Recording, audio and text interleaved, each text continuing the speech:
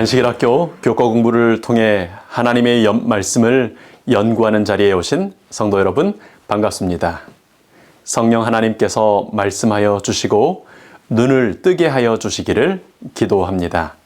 이번 주에는 2026년 제2기 하나님과 함께 자라가는 삶 교과를 마치는 13과를 함께 공부합니다. 13과의 제목은 영원으로인데요. 하나님과 함께 자라가는 삶의 최종적인 목적지인 영원한 삶에 대하여 연구하는 한 주입니다. 교과를 공부하면서 가슴이 많이 뛰었습니다. 교과의 말씀을 묵상하면서 나에게 이렇게 좋은 현실이 기다리고 있구나 하는 생각에 행복한 시간을 보내게 되었습니다. 오늘 이 시간 말씀의 시간에 참여하시는 믿음의 가족 여러분들의 상황과 형편들이 다 다르실 것입니다. 그러나 우리 모두에게는 그 모든 상황들과 또 서로 다른 그런 형편들을 뛰어넘는 영광스럽고 위대한 영광의 날이 기다리고 있습니다. 예수님께서 우리를 위하여 준비하신 하늘집이 기다리고 있습니다. 이번 한 주 주신 약속의 말씀을 통해 가슴 뛰는 소망을 갖게 되시는 행복한 재림 성도님들 되시기를 기도합니다. 우리 말씀을 연구하기 전에 잠시 함께 기도하겠습니다. 아버지 하나님, 저희를 창조하셨고 구원하여 주신 좋으신 하나님 감사합니다. 저희들로 우리 주님의 자녀 되게 하시고 주님 안에서 영원히 함께 하게 될 형제 자매들 되게 하시니 감사합니다. 주님께서 목숨을 희생하시면서까지 저희와 나누기를 원하셨던 그 영원, 선지자들을 통하여 거듭 약속해 주셨던 그 영원한 삶에 대하여 묵상하려 합니다. 성령 하나님, 저희 속에 임하셔서 깨닫게 하시고 받아들이게 하시며 간직하여 재림 성도의 삶을 살 수 있도록 인도하여 주시옵소서. 말씀으로 오셔서 말씀하여 주시는 고마우신 예수님 이름으로 기도합니다. 아멘. 우리 이번 주에 기억할 말씀은 요한일서 3장 2절의 말씀입니다. 우리 함께 읽어보시면서 또 외워보실까요? 사랑하는 자들아, 우리가 지금은 하나님의 자녀라. 장래에 어떻게 될지는 아직 나타나지 아니하였으나 그가 나타나시면 우리가 그와 같을 줄을 아는 것은 그의 참모습 그대로 볼 것이기 때문이니. 예수님의 십자가 구속으로 이제 우리 모두는 하나님의 자녀가 되었습니다. 이미 지금 우리는 하나님의 자녀입니다. 장래는 아직 우리에게 나타나지 않았지만 우리 주님 다시 오시면 우리는 영광으로 변화되어 하나님과 같은 영원한 존재들이 될 것입니다. 사도 요한은 우리가 그분과 같을 줄을 안다고 고백합니다. 예수님께서 베데스다 못가에 38년 된 병자를 안식일에 고치셨습니다. 그때 바리새인들이 예수님께서 안식일을 범하신다고 비난했습니다. 그런 비난에 대하여 예수님께서는 내 아버지께서 이제까지 일하시니 나도 일한다고 대답하셨습니다. 이제 유대인들은 예수님께서 안식일을 범하기 때문에 죽이려고 했는데 그 대답을 들은 이후에는 안식일을 범하는 것뿐 아니라 하나님을 자기의 친아버지라고 하여 자기를 하나님과 동등된 존재로 삼으신다고 해서 더욱 예수님을 죽이고자 합니다. 그런데 이제 요한 사도는 예수께서 다시 오실 때 우리가 그분과 같을 줄을 안다고 고백하는 것입니다. 여러분, 어떻게 그런 일이 가능할까요? 우리가 그분과 같을 줄을 아는 것은 그의 참모습 그대로 볼 것이기 때문이라고 말합니다. 수건을 벗은 얼굴로요. 얼굴과 얼굴을 대면하여 우리 주님 뵙게 될 때 우리는 아버지와 같은 형상으로 변화되는 것입니다.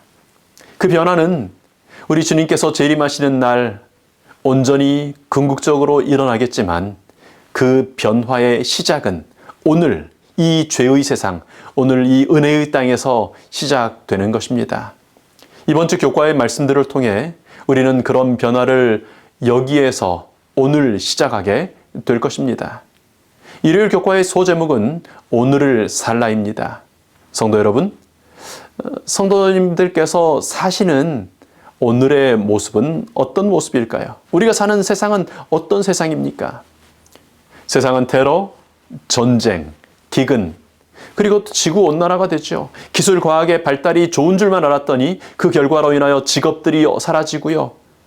어쩌면 한 개인의 삶은 불안해지고 여러 가지 어려움들로 시끄러운 것이 우리의 현실일 수 있습니다. 그런데 세상은 그렇게 돌아가는데 지금 북미주나 혹은 한국에 사시는 많은 분들에게 오늘은 그런 큰 사건들보다는 외로움 혹은 또 무료함, 의미 없는 듯이 그저 하루하루 지나가는 그런 삶의 지루한 일상이 어쩌면 더 큰 문제로 느껴지실지도 모르겠습니다.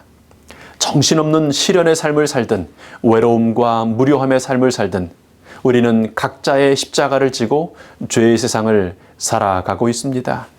분명한 것은 이 죄의 세상의 날들이 얼마 남지 않았다고 하는 것입니다.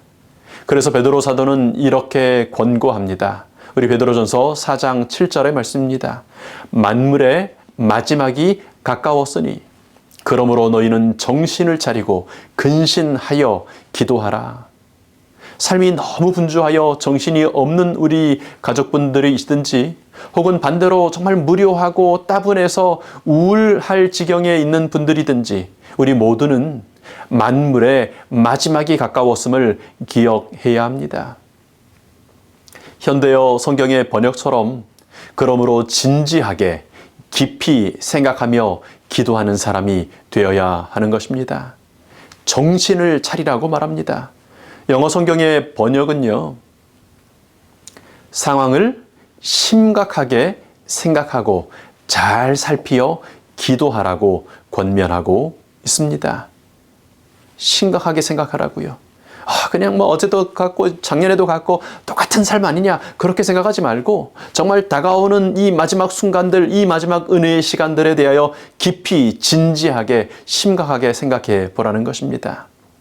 사단은 우리를 정신없게 만들거나 무료하게 만들어서 무감각하고 졸며 자는 상태에 두려고 합니다.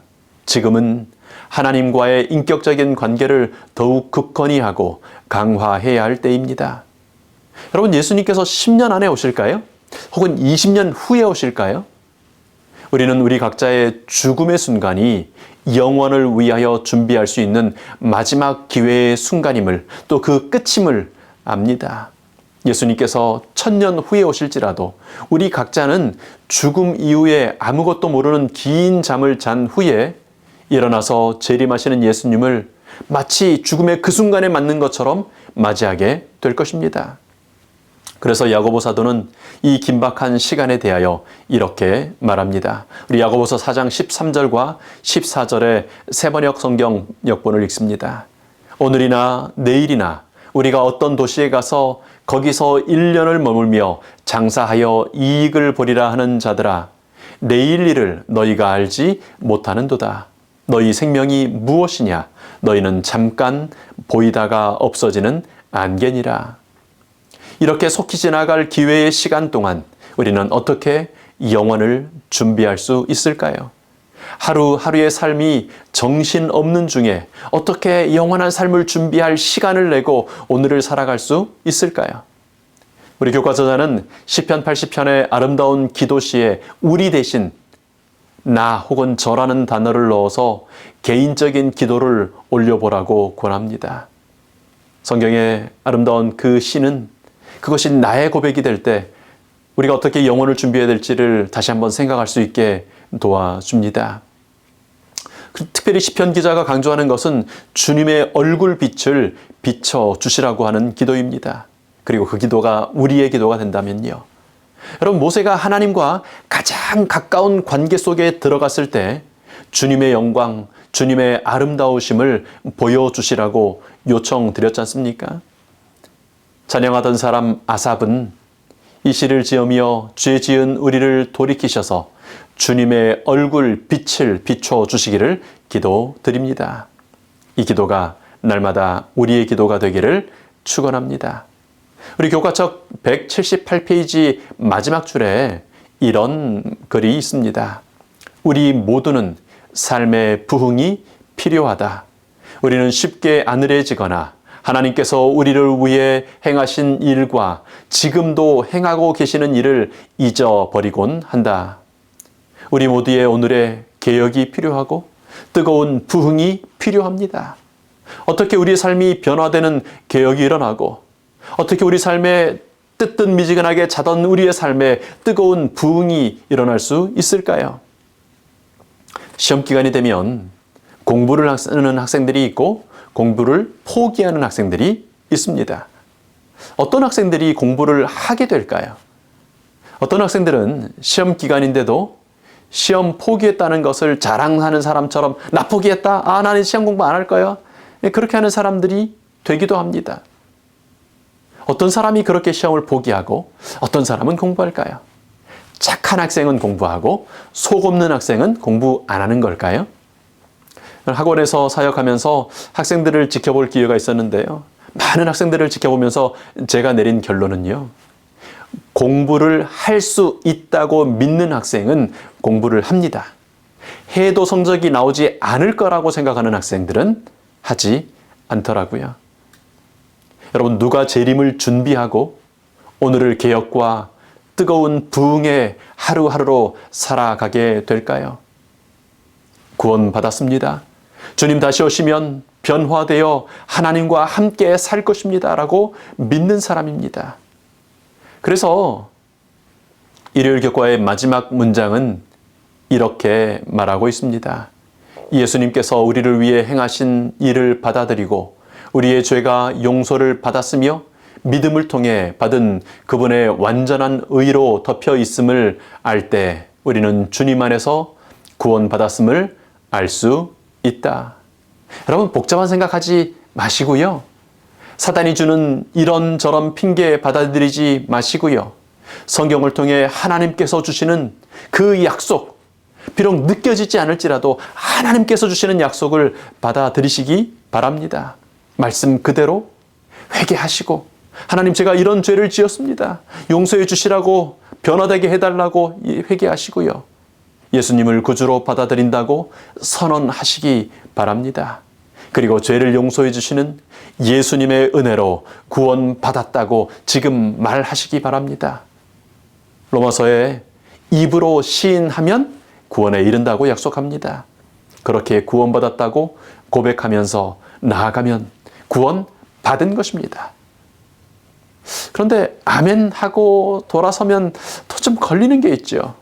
작년에도 그렇게 생각했었는데 생각해 보니까 5년 전에도 아멘하고 구원받았다 이렇게 고백했는데 그 후에 또 죄 지었지 않습니까?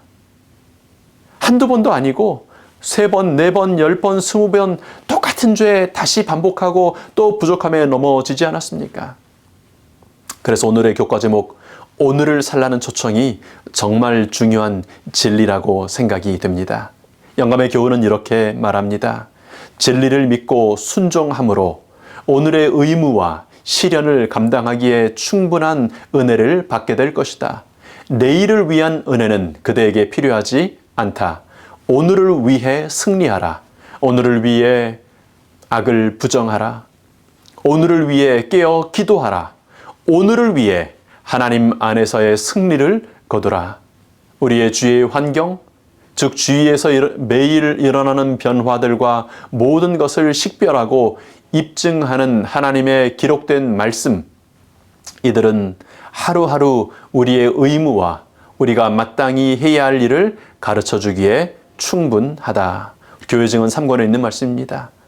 여러분, 내일을 위한 은혜가 오늘 주어지지 않습니다. 하나님께서는 오늘 우리에게 필요한 오늘의 은혜를, 오늘의 힘을 오늘 주십니다. 여러분, 그러니 오늘 주시는 은혜로 오늘의 시험에 앞서서 오늘의 승리를 맛보시게 되기를 바랍니다. 하나님께서 인정하시는 성경의 영웅들이 있습니다. 아브라함, 다윗, 엘리야, 신약의 사도들, 근데 여러분, 이 모든 사람들이 다 연약한 사람들이었습니다. 그런데 하나님께서는 그들을 있는 모습 그대로 받아주시는 것입니다. 내일 또 넘어질 것이 분명하지만 오늘을 살 은혜를 붙잡고 사는 사람들을 하나님께서는 받아주시는 것입니다. 내일의 승리를 염려하느라 오늘 주신 은혜를 가지고 살아가는 길을 포기할 때 우리는 하나님의 은혜 가운데 들어가지 못하는 것입니다. 여러분, 아직 닥치지 않은 일요일 협령을 걱정하면서 오늘 말씀 읽고 오늘 기도하고 오늘 사랑하며 사는 것에 신경을 쓰지 못하고 그것을 가볍게 여기는 그런 종말론자, 종말주의자가 되지 않기를 기도합니다. 오늘을 살라 초청하시며 오늘을 위한 넉넉한 은혜를 주신 우리 좋으신 아버지 하나님과 함께 오늘 승리하시기를 축원합니다. 아버지 하나님, 감사합니다. 오늘을 살기에 넉넉한 은혜를 주셔서 감사합니다. 오늘 주신 은혜로 제 삶이 오늘 필요한 만큼 변화되기를 원합니다. 오늘 주신 은혜로 승리하기를 원합니다. 날마다 오늘의 은혜로 승리하며 살다가 주님 오시는 그날 영원한 변화로 영광스럽게 변화시켜 주시는 그날 주님과 같아지는 저희가 되도록 인도하여 주시옵소서. 고마우신 예수님 이름으로 기도합니다. 아멘.